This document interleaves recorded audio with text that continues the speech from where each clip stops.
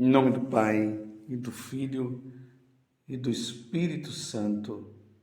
Amém.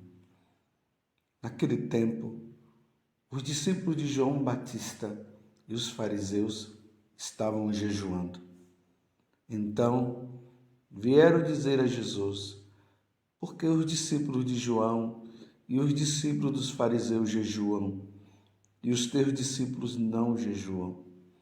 Jesus respondeu: os convidados de um casamento poderiam, por acaso, fazer jejum enquanto o noivo está com eles? Enquanto o noivo está com eles, os convidados não podem jejuar. Mas vai chegar o tempo em que o noivo será tirado do meio deles. Aí então eles vão jejuar. Ninguém põe um remendo de pano novo numa roupa velha, porque o remendo novo repuxa o pano velho e o rasgão fica maior ainda. Ninguém põe vinho novo em odres velhos, porque o vinho novo arrebenta os odres velhos, e o vinho e os odres se perdem. Por isso, vinho novo em odres novos. Palavra da salvação. Glória a vós, Senhor. Meus irmãos e minhas irmãs, nós estamos no Evangelho de São Marcos, o capítulo 2, do versículo 18 a 22. Aqui nós vemos os discípulos de João Batista fazendo esse questionamento: por que os discípulos de João jejuam e os discípulos dos fariseus jejuam e os teus discípulos não jejuam? Deixa eu consertar aqui um pouco o que eu acabei falando. Então, aqui está dizendo assim, que os discípulos de João Batista e os fariseus estavam jejuando. Então vieram dizer a Jesus: por que os discípulos de João e os discípulos dos fariseus jejuam e os teus discípulos não jejuam? Aí nós sabemos, né? E acabamos também de ouvir essa proclamação do Evangelho, onde Jesus fala que uma vez que o noivo, e o noivo é ele, estando ali na festa de casamento, estando ali com os discípulos, no caso, porque Jesus é o noivo, nós somos a noiva. A Igreja Católica é a noiva que aguarda o Senhor.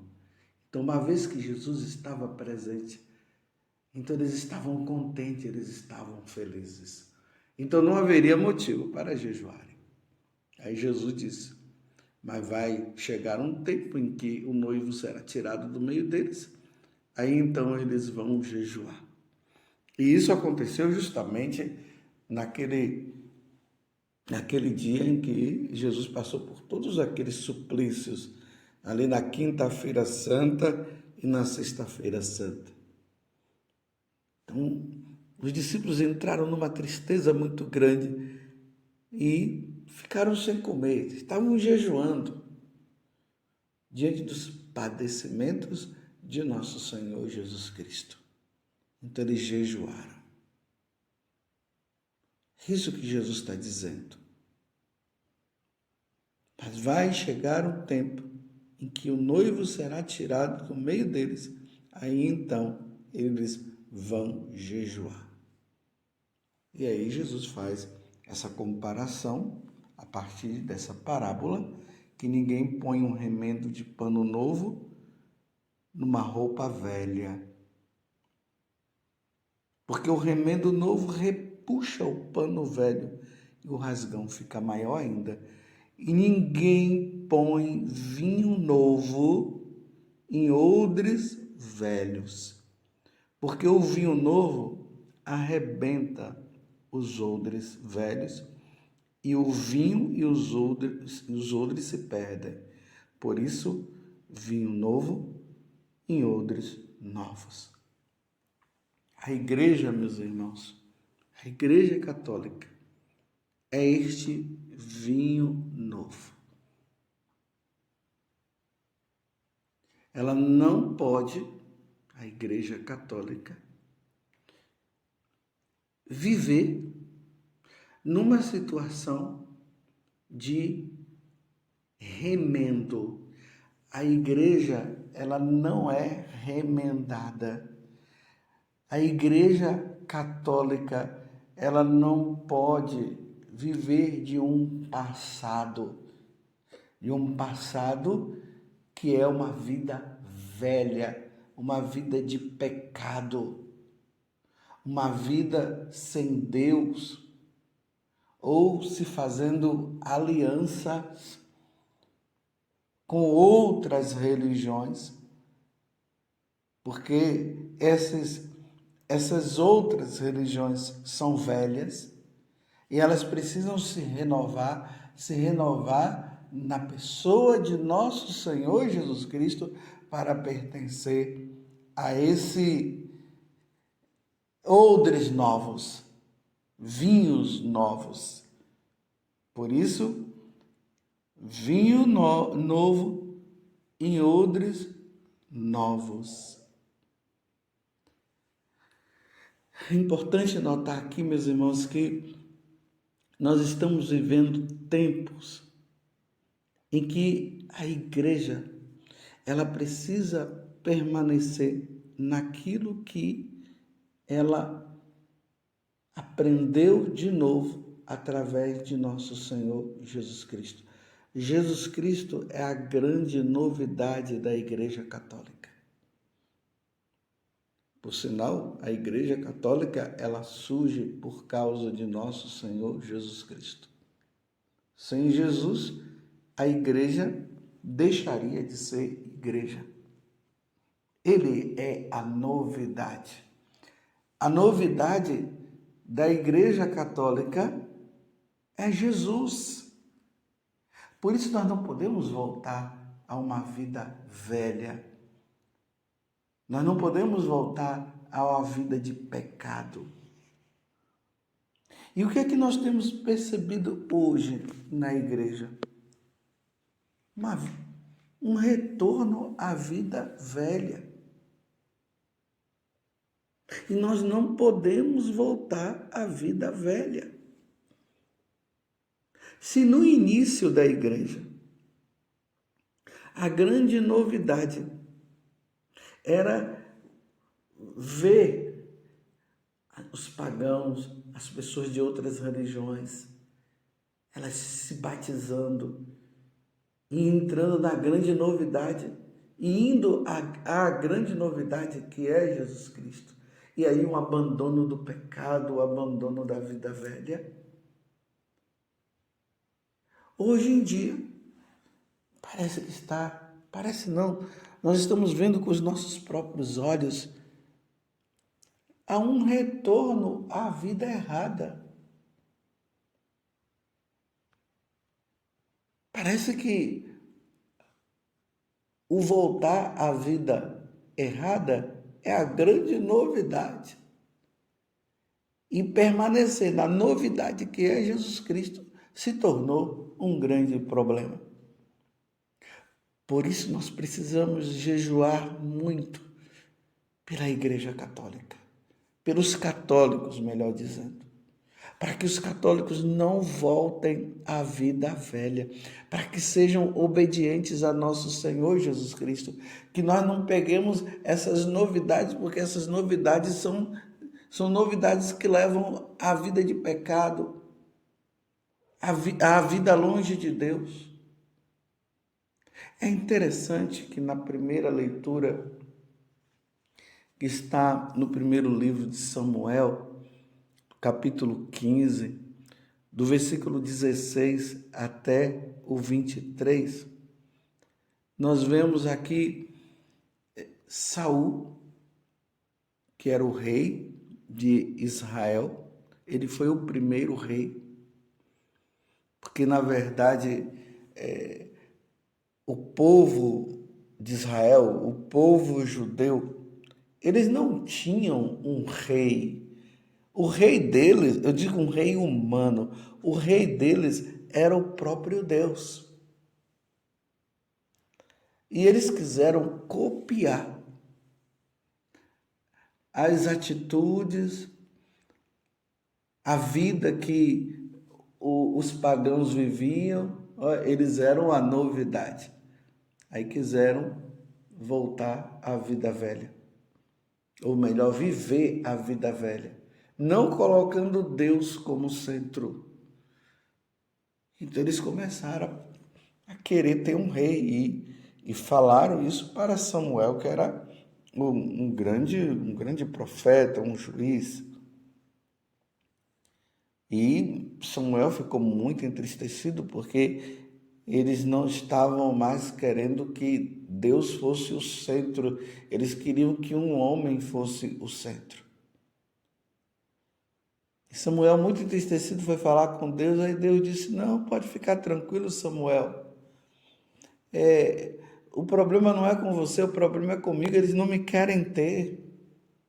Então eles querem um rei, então tá bom. Aí Deus pediu que Samuel fosse e ungisse Saul. E Saul não se tornou, e Saul se tornou o rei de Israel. No começo tudo vai bem, só que depois Saul começa a voltar à vida velha. E aqui nós vemos hoje Saul perdendo o cargo dele, a missão dele. A missão dele era dele conduzir o povo de Israel em nome de Deus. E ele, infelizmente, começou a entrar numa vida errada. Então, ele desobedeceu a Deus. Então, antigamente, quando existiam aquelas grandes guerras, eles iam, venciam, e eles não podiam levar os despojos, ou seja, tudo aquilo que aqueles povos tinham, eles não podiam levar. E, infelizmente, aqui nessa leitura, é 1 Samuel capítulo 15, 16 a 23, depois vocês podem ver, Saul levou os despojos. E não era para ele levar. E quando Samuel vai falar para ele que ele tinha desobedecido a Deus, ele começa a inventar desculpa, dizendo que ele não tinha desobedecido. E aí Samuel dá o arremate, dizendo para ele que a partir daquele momento ele não seria mais o rei de Israel. Daí que depois vem Davi. Então, a rebelião é um verdadeiro pecado, Samuel está dizendo. A rebelião é um verdadeiro pecado de magia, um crime de idolatria, uma obstinação. Assim, porque rejeitastes a palavra do Senhor, ele te rejeitou, tu não és mais rei. Então, Saul já não estava mais, como nós dizemos numa linguagem mais moderna, conectado a Deus. Ele já estava começando a fazer as coisas a partir da cabeça dele, não segundo o que Deus havia ensinado.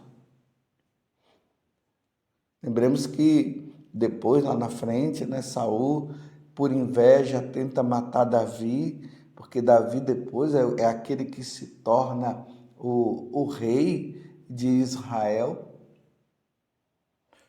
Mas voltando, Davi estava se desencaminhando.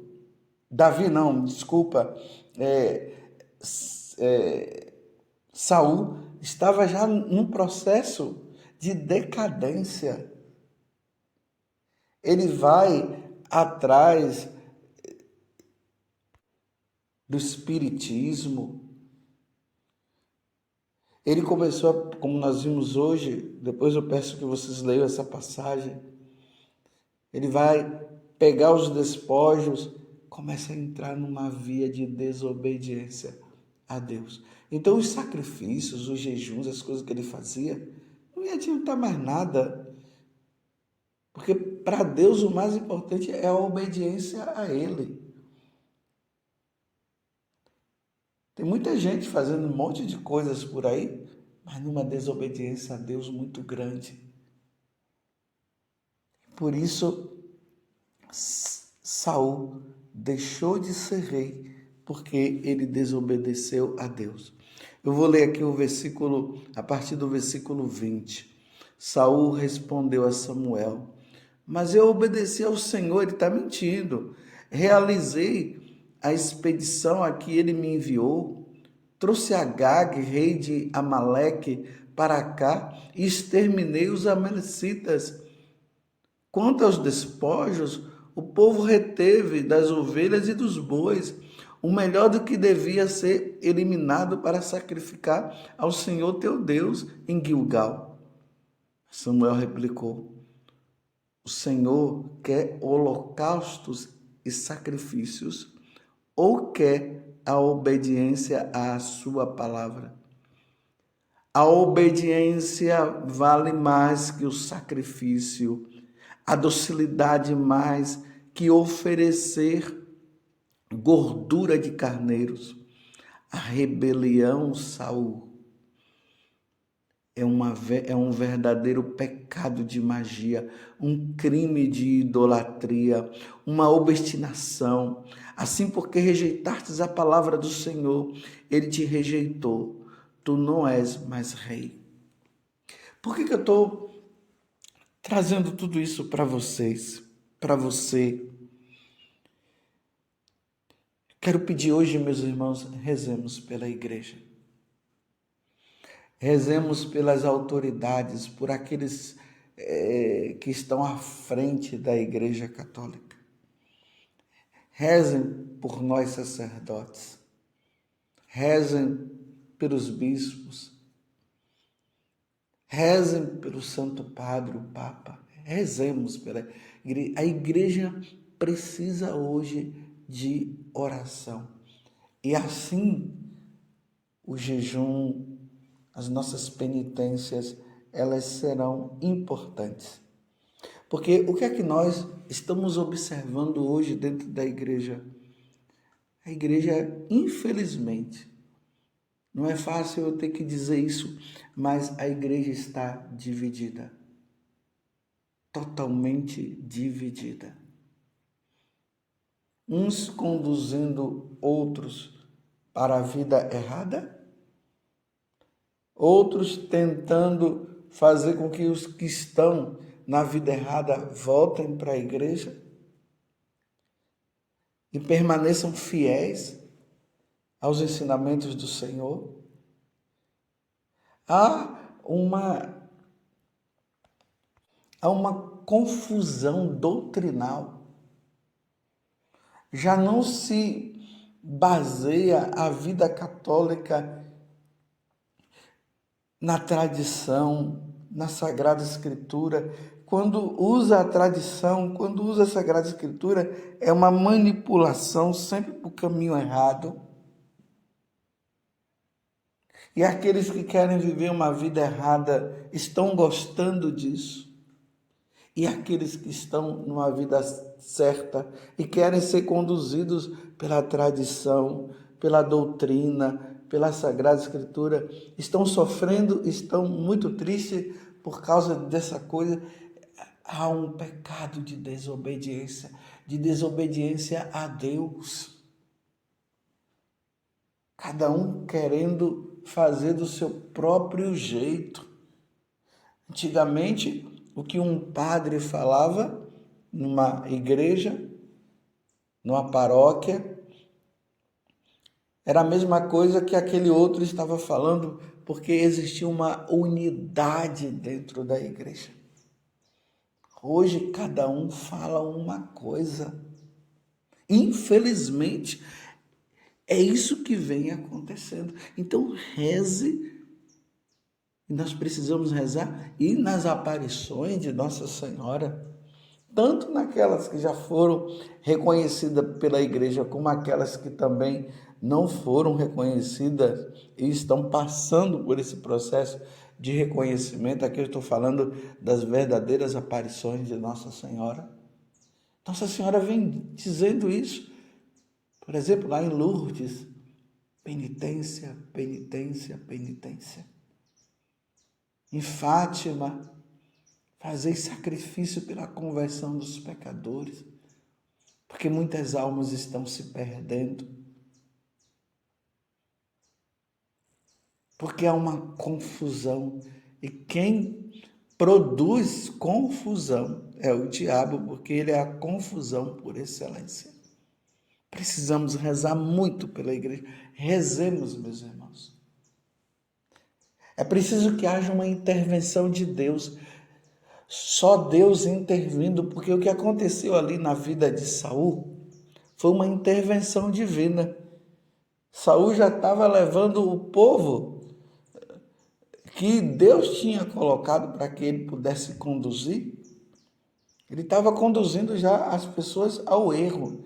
Estavam desobedecendo. E aí Deus interviu, meus irmãos, só através de uma intervenção divina. Nós não estamos aqui para ficar falando mal dessa ou daquela autoridade, porque é isso que o diabo quer. O diabo quer que nós fiquemos apontando os erros e falando mal e aquela coisa toda.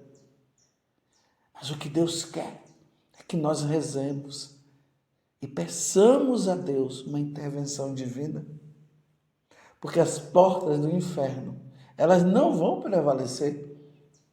Contra a Igreja Católica, ela não vai. As portas do inferno não vão. Mas, meus irmãos, é sabido também que muitos irão se perder.